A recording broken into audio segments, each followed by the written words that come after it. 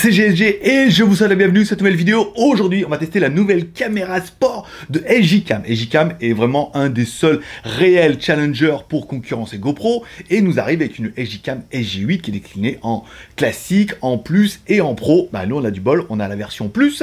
C'est ce qu'on va voir parce que voir les produits en photo, c'est bien, mais les voir en vidéo, c'est mieux. Alors débridez-vous et découvrez tout notre side tech ou smart.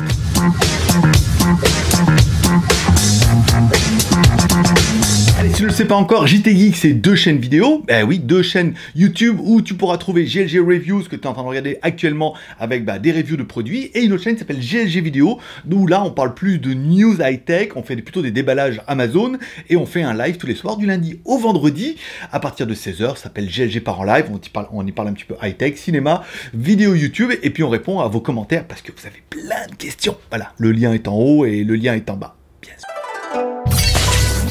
Aujourd'hui, aujourd'hui, on va tester un petit peu cette LG-Cam Plus, SG8 Plus. Alors la LG-Cam SG8 classique n'a pas d'écran LCD à l'avant. La SG8 Plus a un petit écran LCD en plus à l'avant pour pouvoir voir un petit peu ce que tu filmes, la résolution et tout. On verra ça juste après.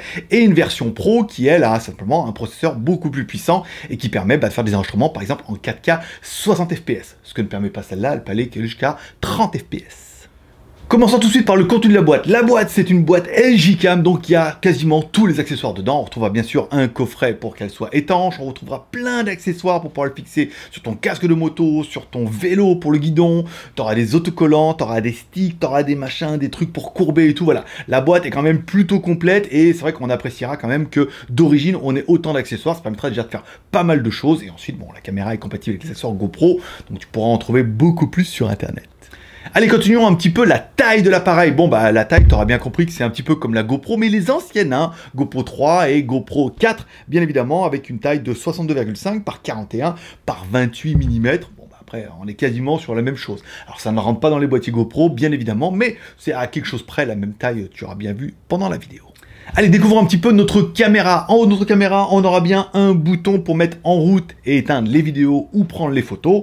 On verra un mode qui est plutôt sympa. Et on retrouve à gauche un petit haut-parleur qui fait ridiculeusement le taf. Voilà, bon après, on va pas lui en demander plus. Encore une fois, c'est pas une chaîne IFI. Petit détail qu'on a remarqué qui est intéressant, c'est que le bouton s'allume en haut. Alors tu peux activer et désactiver, mais quand tu fais un enregistrement, ça s'allume, ça clignote. Voilà, ça confirme bien que l'enregistrement est commencé. Allez, sur la partie gauche de notre caméra, on retrouvera bien un bouton Power On/Off, un bouton qui lui aussi s'allume et c'est vraiment le petit détail qui fait la différence. Quand tu n'es jamais sûr, est-ce que ça enregistre, que ça enregistre pas, là voilà, le fait que ça clignote, c'est quand même plutôt pas mal. C'est une LED, ça consomme rien et ça fait joli. À droite de tout ça, on trouvera une connectique USB type C. Wow, génial, pour pouvoir recharger, pour pouvoir brancher la caméra directement sur ton ordinateur. Alors oui, la question quand je me suis trouvé, je me suis dit, est-ce qu'on peut mettre un micro externe? Eh ben non, j'ai essayé deux modèles. J'ai essayé mon kit piéton Xiaomi directement avec une prise USB type C pour pouvoir le brancher dessus. Bah, apparemment, elle n'est pas détectée, pas reconnue. Ou peut-être pas encore, peut-être que ça viendra avec une évolution logicielle. Ensuite, on a essayé un autre qui est un adaptateur USB type C jack sur lequel on a mis un micro. Et là, pareil, aucun son, aucune détection. On n'a même pas eu un bout d'esprit de peut-être que ça pourrait marcher. Rien du tout. Essayer d'aller dans les réglages, activer, désactiver et tout. Rien n'y a fait. Alors peut-être, encore une fois, que ça pourra venir vers une mise à jour du fabricant ou peut-être jamais, par exemple.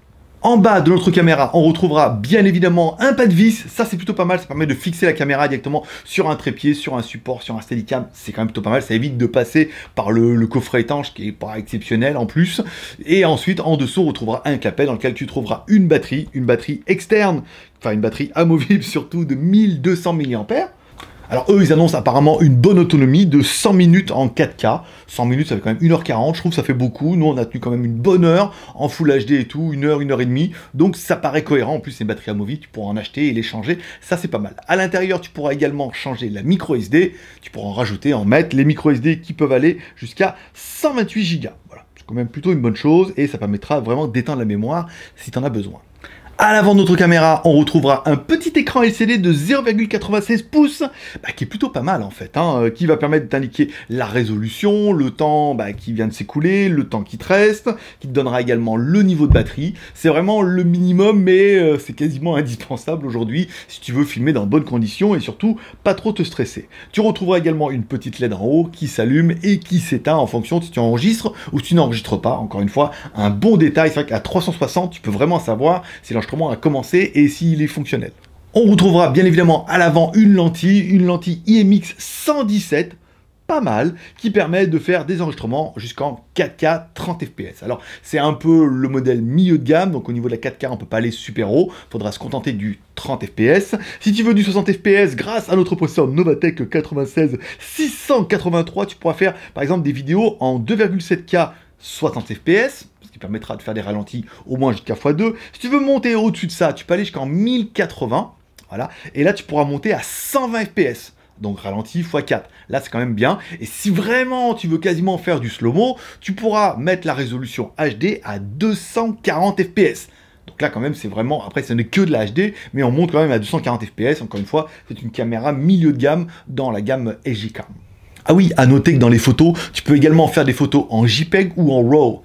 RAW pour ceux qui veulent faire du montage. Alors encore une fois, c'est une caméra sport, on aura vu les photos, à part qu'elles sont fluo, on vous mettra... Allez, je vais vous mettre un peu une série de photos, j'en ai fait plusieurs en extérieur, vous me direz un petit peu la qualité. On a mis la correction de déformation parce que c'est une lentille fish eyes à 170 degrés, donc du coup on a mis la correction. Vous me direz ce que vous en pensez. Encore une fois, je pense pas que prendre des photos avec ça dépanne, mais ça soit pas le but premier, surtout en RAW, pour pas après éditer les photos et tout. Bon, ça permet peut-être de rattraper certaines erreurs, mais bon, vous me direz en commentaire. Et enfin, à l'arrière, le gros dossier, un écran tactile de 2,3 pouces qui est plutôt joli et qui est super fonctionnel. En fait, il est très pratique, il est très bien pensé, les menus sont bien rangés, ça permettront de régler par exemple la résolution assez facilement, de passer du mode photo au mode vidéo. Là aussi, on aura bien aimé la possibilité de régler les codecs directement dedans. Tu pourras le mettre soit en H264, soit en H265. Ah ouais mon pote, nouveau codec, tu pourras choisir en fonction si t'es vraiment un professionnel, ça va te parler, sinon mais 264, comme tout le monde c'est bien. Tu vas pouvoir régler la stabilisation activée ou désactivée, c'est pas mal. La langue, la caméra est bien en français, anglais, chinois, ce que tu voudras, si jamais tu veux t'amuser par exemple. On aura également le Wi-Fi, tu pourras le connecter à ton smartphone qui permettra également de faire les mises à jour, et on va voir qu'il va vraiment falloir faire des mises à jour, certainement, mais tu vas pouvoir le régler, ça va permettre de corriger apparemment quelques petits bugs qu'on aura trouvés. Enfin, après, je vais pas vous reparler un petit peu du truc, vous avez un petit peu tout ce qu'il faut dans la caméra. On va attaquer maintenant directement la partie vidéo. La partie vidéo, parce que c'est vraiment la partie qui m'intéresse le plus, on va pas rester 1h30 sur cette review, mais moi ce que je voulais savoir c'est, est-ce qu'on peut se filmer en mode selfie, est-ce que le son sera correct, vu qu'on peut pas mettre de micro, est-ce que ça va marcher également avec le boîtier étanche, je rappelle si la caméra doit être étanche, il faudra mettre le boîtier, voilà. Alors heureusement pour vous, dans le coffret, il vous donne un boîtier avec l'arrière qui est ouvert, parce qu'on se rend compte que quand on met le boîtier, le son est quand même super sourd. Ou alors il va falloir augmenter à 12 dB, mais vous allez voir que c'est pas génial. Donc on peut mettre un boîtier ouvert et je pense qu'on va voir la différence. On va commencer tout de suite avec deux vidéos en mode selfie. Une où je marche en mode selfie sans le boîtier, bien évidemment, et une autre où je fais le même voyage avec le mode selfie, mais dans ce cas avec le coffret. Et vous allez voir que va vraiment falloir que je mette 12 dB d'augmentation du son, parce que c'est quand même super sourd. Allez, première version de notre test audio, mode Steadicam, un peu à la main, sans stabilisation. Bon, ça permet de voir un peu, de juger la qualité, surtout au niveau audio, quand on s'est mis un petit peu comme ça en mode selfie. Si vous voulez faire par exemple du vlog, on fera la même chose dans l'autre sens, caméra arrière, et après on essaiera bien évidemment avec le coffret, voir si on arrive à s'entendre ou pas du tout, parce que c'est un petit peu la faiblesse, il faudra bien l'avouer. Allez, on se retrouve allez, dans l'autre sens. Non, on va faire d'abord la même chose avec le boîtier, comme ça vous pourrez comparer cruellement. Allez, mode selfie avec la caméra, avec le coffret. Donc du coup, ça sera le jour et la nuit. Des fois, il y a le son qui passe, des fois, il n'y a pas le son. Et s'il n'y a pas de son, je mettrai il n'y a pas de son. S'il faut mettre 12 dB, on mettra 12 dB pour entendre un peu. Mais il existe un coffret ouvert à l'arrière qui pourrait peut-être éventuellement vous sauver. Sinon, ça risque d'être un petit peu compliqué. On fera la même chose en mode en marchant derrière la caméra, sans le boîtier, on marche et ensuite on fait le même chemin avec le coffret. Et là forcément on va remettre aussi 12 dB parce que déjà quand j'ai regardé les rushs, j'ai bien compris que c'était pas génial. À savoir que sur les deux vidéos, le mode stabilisation est activé. tant qu'à faire. Allez, maintenant on se retrouve derrière la caméra. Ici on marche, donc du coup en mode stabilisation numérique. Alors la caméra elle fait ce qu'elle veut, hein. Je sais pas ce que ça va donner au montage, mais la caméra elle aussi de tous les côtés, comme si elle était en mode drone. Bon bah après on verra, hein. Vous pourrez un petit peu comme ça juger de la qualité et de la différence. Allez, on reprend, on enchaîne directement, allez, à l'arrière du coffret. Alors là le problème c'est que le coffret vraiment est fermé, à mon avis le son va être pourrave, il faudra peut-être mettre un petit peu le coffret ouvert. Et j'aurais dû penser à aller prendre le coffret en même temps parce que sinon ça va être un petit peu dégueulasse. Et enfin, on va finir la même vidéo avec avant et arrière, mais avec le coffret ouvert. C'est-à-dire qu'on a le coffret, c'est pas mal. Par exemple, si vous roulez en moto, en voiture, que vous voulez absolument protéger la lentille et l'avant de la caméra, vous allez mettre le coffret, mais vous allez le laisser ouvert à l'arrière pour laisser passer le son. C'est vraiment un mode qui peut avoir du sens. Il ne sera pas étanche, mais je veux dire, s'il pleut, ou il y a des projections, des cailloux, des machins comme ça va protéger la caméra, on entendra mieux le son, ce dont tu vas juger tout de suite. Allez, deuxième essai maintenant à l'arrière avec le coffret ouvert. Ah oui, il existe un coffret qui est ouvert en fait, hein.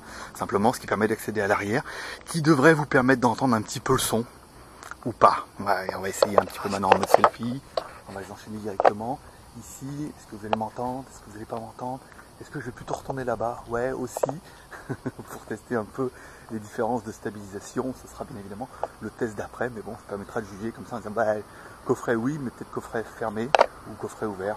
Faut qui me direz après en commentaire. Bien évidemment. Bon, ensuite, ce que je voulais voir, c'est cette histoire de stabilisation, parce qu'il est clair que sur la GoPro 6, la stabilisation était quand même juste d'enfer. Alors on s'est dit, tiens, on va essayer, on va marcher directement sans le mode stabilisation. Et sans le mode stabilisation, en fait, c'est pas mal, en fait. Ça stabilise pas génial, mais ça stabilise. Partie mode stabilisation désactivé. Donc là, on marche normal, hein, en fait. Donc du coup, il y a beaucoup moins de ballons sans la stabilisation que ce qu'on a pu voir tout à l'heure. Donc on va marcher jusque là.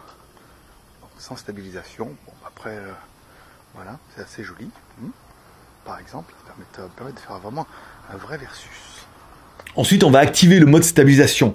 Et là, ça tangue à mort. C'est n'importe quoi. C'est catastrophique. On a de la déformation partout. Ça tangue. C'est pas beau. C'est mal géré. On sent que la stabilisation est pas du tout au point. Alors attention, c'est une stabilisation numérique. Ça veut dire que c'est simplement du logiciel. Donc, ça veut dire que certainement SJCam pourra corriger ce bug-là. Nous, on a vraiment les premières versions.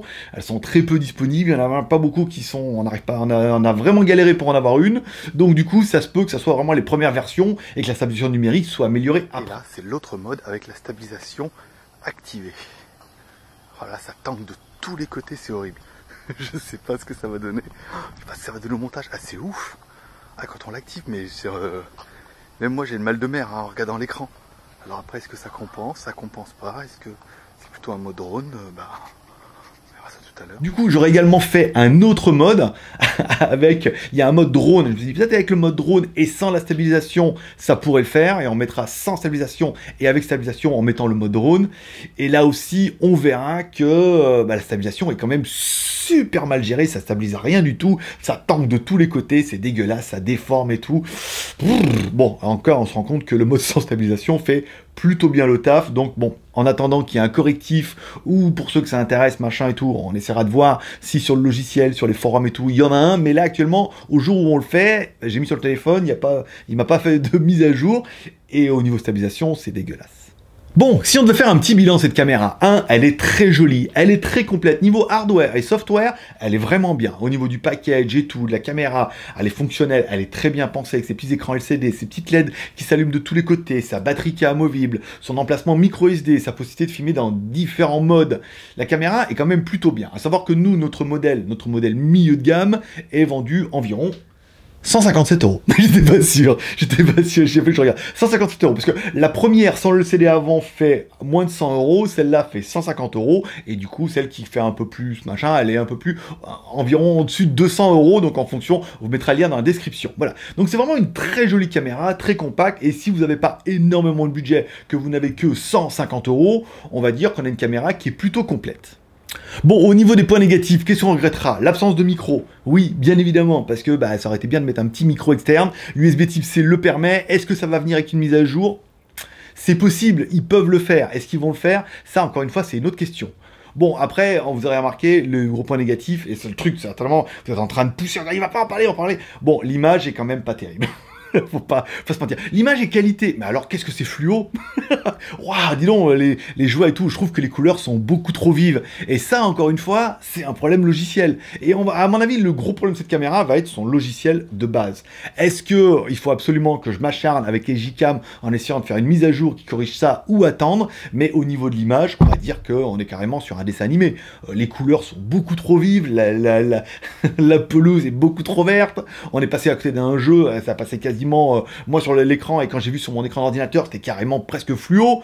Donc on va dire que c'est pas génial. Alors après, si vous aimez les couleurs vives, magnifique. Mais si vous aimez pas trop les couleurs vives, on va trouver que la caméra est un peu flashy.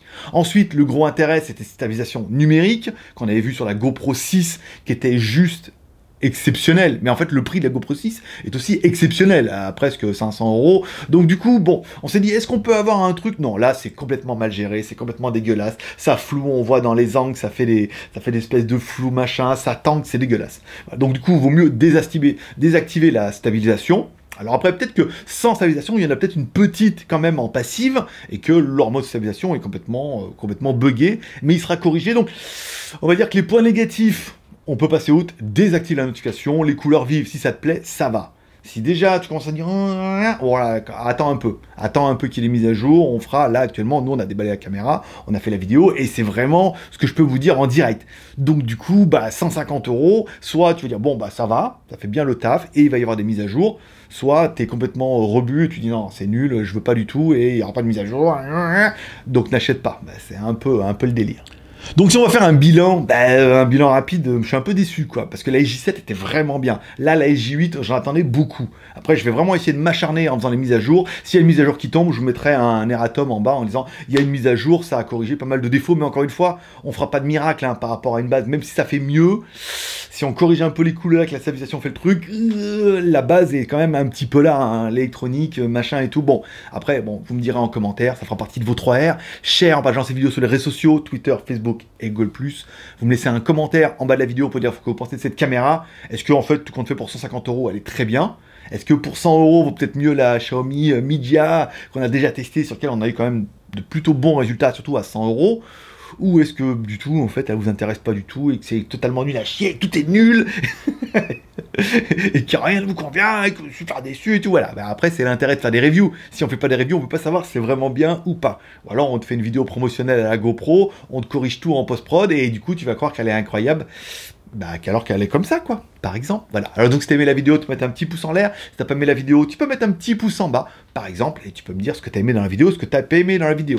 Après, encore une fois, on va pas rester 5 heures sur la caméra à vous faire tous les plans, les machins, les modes. Je pense que l'entrée de gamme d'un mec lambda qui veut essayer une caméra comme ça pour filmer, on sait déjà une idée à savoir si c'est une caméra pour vous ou si c'est pas du tout une caméra pour vous.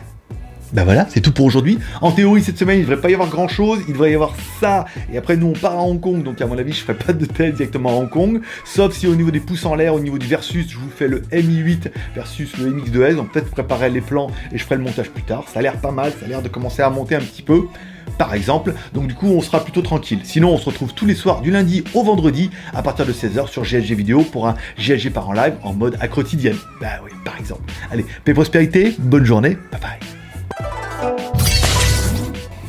Ouais, mais non, ouais, forcément. Après, est-ce qu'il est trop exigeant, GLG? Ouais, parce qu'il a une GoPro, mais ouais, enfin, j'ai une GoPro, regarde ce bon truc là, j'ai une GoPro, hop là, ici, bon bah, j'ai une GoPro, j'ai une 4K, j'ai une 4K+, j'ai une petite session, voilà, j'ai de la SJCam, ça c'est laquelle? C'est la 6 ou la 7? C'est la 7 Star. J'ai de la Xiaomi, bon on a eu des résultats qui étaient pas dégueux quoi, tu vois. Là, comme ça, directement sorti de la boîte, ça sent un peu le sapin. Bon après, je vais dire, attends, prochaine mise à jour, c'est une bombasse. Ou pas. Allez, bonne journée.